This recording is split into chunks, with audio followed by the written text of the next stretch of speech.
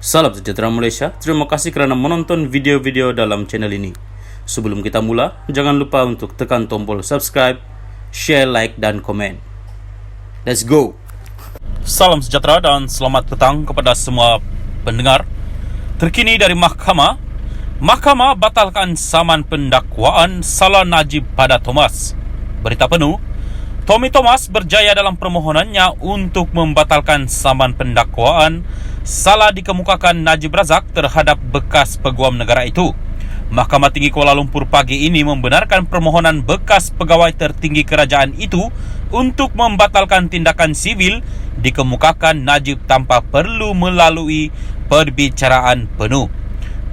Tuntutan Najib terhadap Thomas melibatkan pendakwaan ke atasnya dalam 4 kes jenayah yang sedang berjalan, iaitu kes rasuah RM 2.28 bilion 1MDB, kes pengubahsuaian laporan audit 1MDB, pecah amanah berkaitan syarikat pelaburan petroleum antarabangsa IPIC bernilai RM 6.6 bilion dan kes pengubahan wang haram SRC International Sendirian Berhad RM 27 juta ringgit.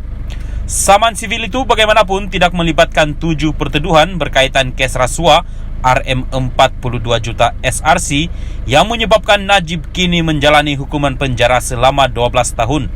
Semasa prosiding dalam talian hari ini, Hakim Ahmad Bache memerintahkan Najib membayar kos RM 12,000 kepada Thomas. Membacakan alasan, penghakimannya hakim itu memutuskan bahawa Najib gagal memberikan bukti bahawa Thomas melakukan penyelewengan dalam jawatan awam, berniat jahat dan kecuaian dalam 4 kes mahkamah. Ahmad juga menegaskan duluan, undang-undang masih menegaskan hakikat bahawa kuasa perlembagaan peguam negara di bawah perkara 145 Perlembagaan Persekutuan untuk memulakan atau menarik balik pertuduhan jenayah bukanlah satu yang boleh dicabar di mahkamah. Dia menambah, Najib tidak boleh bergantung kepada keputusan Mahkamah Persekutuan. Berhubung isu kekebalan, bekas Pusat Timbang Tara Antarabangsa Asia AISC Sundra Rajo daripada pendakwaan kerana keputusan itu melibatkan keadaan yang jarang berlaku dan luar biasa.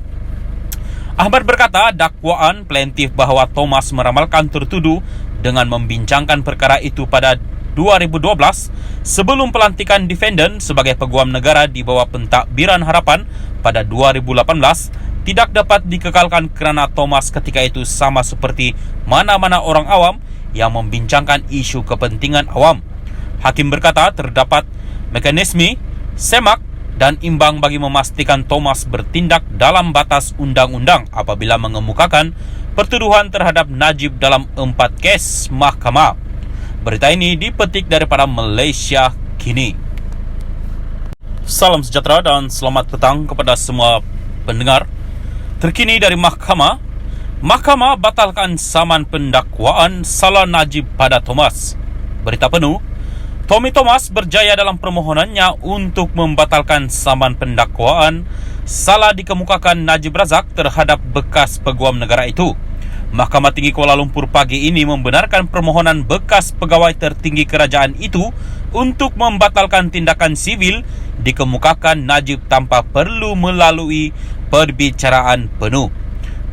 Tuntutan Najib terhadap Thomas melibatkan pendakwaan ke atasnya dalam 4 kes jenayah yang sedang berjalan, iaitu kes rasuah RM 2.28 bilion 1MDB, kes pengubahsuaian laporan audit 1MDB, pecah amanah berkaitan syarikat pelaburan petroleum antarabangsa IPIC bernilai RM 6.6 bilion dan kes pengubahan wang haram SRC International Sendirian Berhad RM 27 juta ringgit.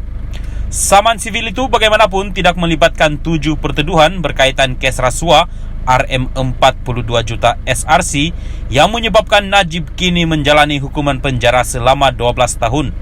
Semasa prosiding dalam talian hari ini, Hakim Ahmad Bache memerintahkan Najib membayar kos RM 12,000 kepada Thomas.